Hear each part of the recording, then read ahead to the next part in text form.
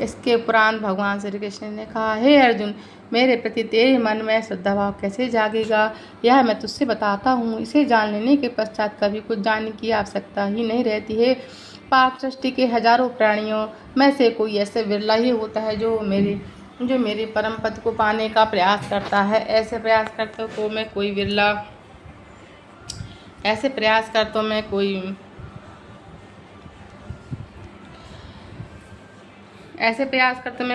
ही मुझे जान पाता है। मुझमें श्रद्धा से और मुझसे मन से श्रद्धा का भाव रखता है। हे धनुर्धर अर्जुन, जल, पृथ्वी, आकाश, वायु, तेज, बुद्धि, अहंकार रूपी 8 तत्व से ही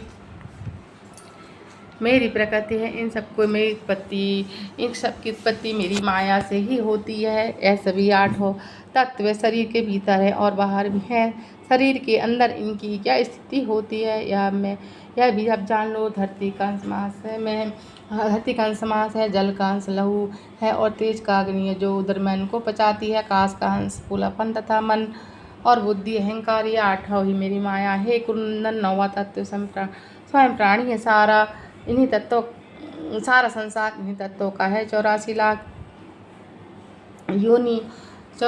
योनि में भी इन्हीं की बनाई हुई है। अब यह सुन कि मैं कैसा हूँ और कौन हूँ। मेरी सृष्टि में मेरे माया से उत्पन्न हुई है, मैं ही द्वारा से उत्पन्न हुई, मैं ही पालन हूँ और मैं ही श्रृंगार करता, मैं ही सबसे अलग हूँ, सब मुझको मेरे हर प्राणी मुझसे उस प्रकार जड़ हुआ हर प्राणी जिस प्रकार मुझसे जुड़ा हुआ है, जिस प्रकार मोती माला में पिरोए होते हैं।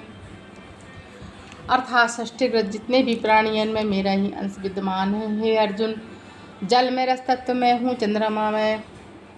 जल में रस तत्व में हूँ तथा चंद्रमा व सूर्य में प्रकाश तत्व में हूँ। वेदों में मेरी महिमा रूपी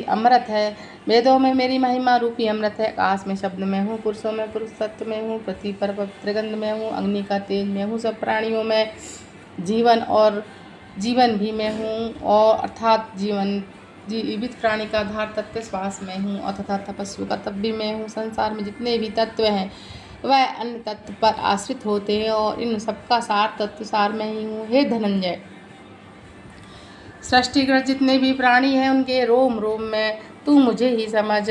तेजस्वी का तेज, बलवानों का बल, बुद्धिमानों का बुद्धि रूप मुझसे ही है। प्राणियों द्वारा शास्त्र अनुकूल किए जाने वाला शुभ कार्य मैं ही हूँ।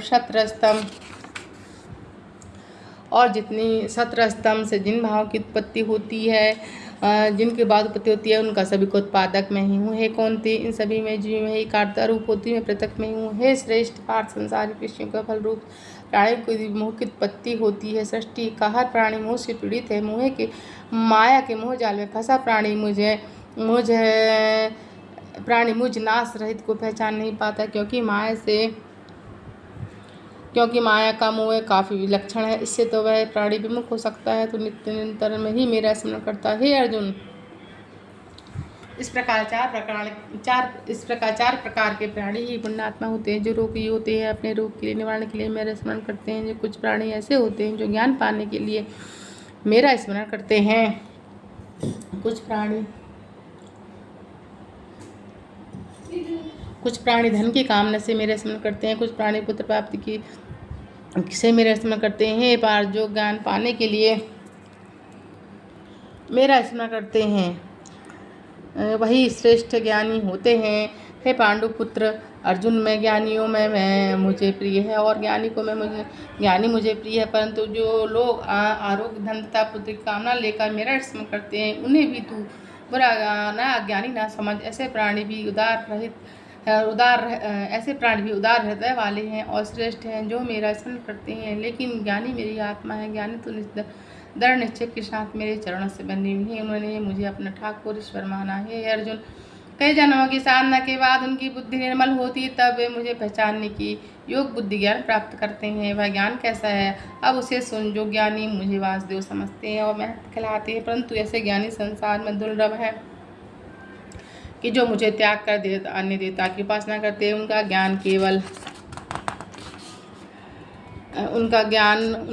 ज्ञान केवल कामना तक सीमित है। वे कामना की पूर्ति के लिए ही देवता की उपासना करते हैं। जिस देवता की वे उपासना करते हैं उस देवता के प्रति उनके श्रद्धा की दृढ़ कर देता हूँ। मैं ही देवता में समाकर प्राणी की मनोकामना पूर्ण करता हूँ। देवता दायक यह वर्ग में नित्यम नाशी नहीं है। जो प्राणी इस देवता को पूछते हुए उसी देवता के लोक पर लोक प्राप्त होते हैं। केवल मेरे भक्त परमानंद अविनाशी पद को प्राप्त है। अर्जुन एकांती और अविनाशी में हूँ, मैं किसी प्रकट हुआ, मैं अजन्मा हूँ, किंतु बुद्धिहीन प्राणी मुझे अजन्मा जन्म अर्थात किसी प्रकट को समझते हैं।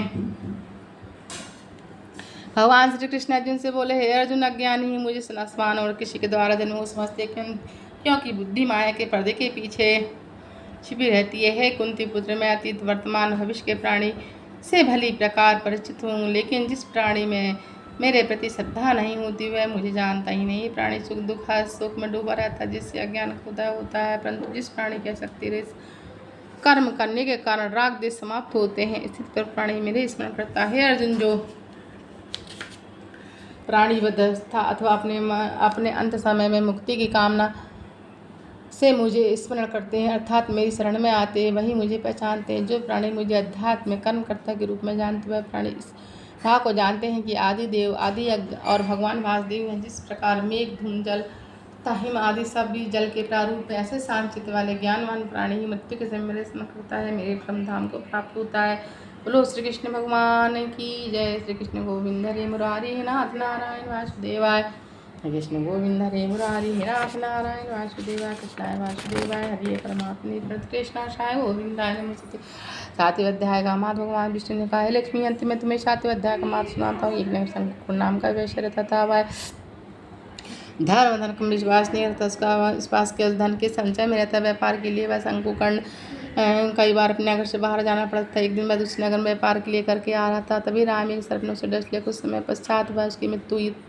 अकाल तथा मृत्यु धन से मुक्त होने का उसका अगला जन्म सर्प योनि में मिला। उस स्थान पर बिल बनाकर रहने लगा जहाँ उसे पूर्व जन्म का एकत्रित धन गाड़ रखा था। वैश्य को सर्प योनि में भुगते भुगते जब काफी समय व्यतीत हो गया, तब वह अपने पुत्र को सपने में आया, बोला, हे पुत्र, मेरे नगर के बाहर मेरा जंगल में एक वृक्ष के नीचे मेरे पूर्व जन्म मैं अर्जित धन गाड़ रखा है। वह पूर्व जन्म की मेरे केवल धन से ही मुक्त है, इसलिए मुझे सर्प क्यों नहीं प्राप्त। इसी धन के स्थान पर तो जहाँ मैंने धन गाड़ रखा है, अब तुम मुझे धन से अब तुम इस धन को निकाल लो, क्योंकि मैं सर्प में धन रखा का उपयोग कैसे कर सकता हूँ। तब शुक्र ने सपने में आपने चर्चा की, अपने पिता के धर्म से अपने मुझे निकालने का भी दुख। तो अभिषेक ने सोचा कि पिता की गलती का कैसे उपाय करना चाहिए। तब मगर उसके पास धन न होने कारण पिता की गति नहीं करने और समर्थ, इसलिए वे नगर के दूसरे जंगल में घने वृक्ष की क्लास में खुदाई लेकर निकल पड़े। जंगल पहुंचने के बाद एक घना वृक्ष दिखाई दिया और वृक्ष के नीचे वह एक लंबा भी दिखाई दिया और सोचा कि सब शेष में बाबी में सर्पियोनी हमारे पिता रहते होंगे। ये सोचकर वैश्य के एक पुत्र ने कुदाल रखकर वहाँ खुदाई शुरू कर दी और जब छेद बड़ा हुआ तो वहाँ एक सर्प निकला और उसने पूछा, है तुम कौन हो,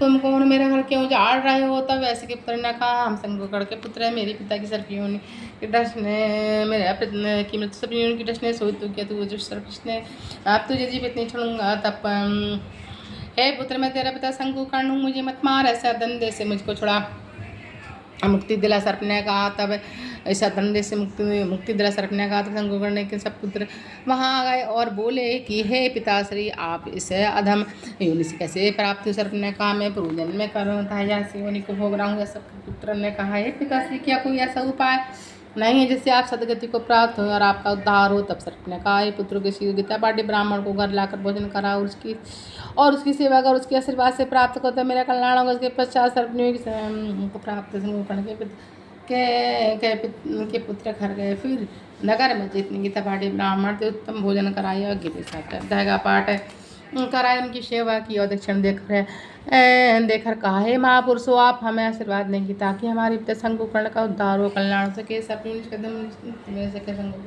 सेवा प्रश्न साधु ब्राह्मणों ने उन्हें आशीर्वाद दिया और उसके पश्चात परिणाम स्वरूप सर्प की योनि से मुक्ति साधु ब्राह्मणों ने आशीर्वाद दिया, जिसके परिणाम स्वरूप सर्प की योनि से मुक्ति पाकर शंकुकर्ण देवदेव की प्राप्त हुआ। अब अपने पुत्रों को आशीर्वाद देते हुए आकाश से परिवर्तमान पर बैठकर चढ़कर वैकुंठ धाम की उतर गया। विश्वधर संचित कर दिए धन से पुत्रों ने गौशाला मंदिर धर्मशाला आदि का निर्माण कराया। भगवान विष्णु ने कथा सुनाने को उपरांत कहा, हे लक्ष्मी, इस प्रकार गीता के 7वें अध्याय का प्रभाव सेवा कंजूस वैश्य सर्पनियों से मुक्ति पाकर मेरे धाम को चला गया। 7वें अध्याय का श्रवण मात्र करने से प्राणी के जीव पाप नष्ट हो जाते हैं। बोलो श्री कृष्ण भगवान की जय। श्री कृष्ण गोविंद हरे मुरारी नाथ नारायण वासुदेवा। श्री कृष्ण गोविंद हरे मुरारी नाथ नारायण वासुदेवा। श्री कृष्ण गोविंद हरे मुरारी नाथ नारायण वासुदेवा। ओम नमो भगवते वासुदेवाय हरिये परमात्मने कृष्णाशाय गोविंदाय नमो नमः।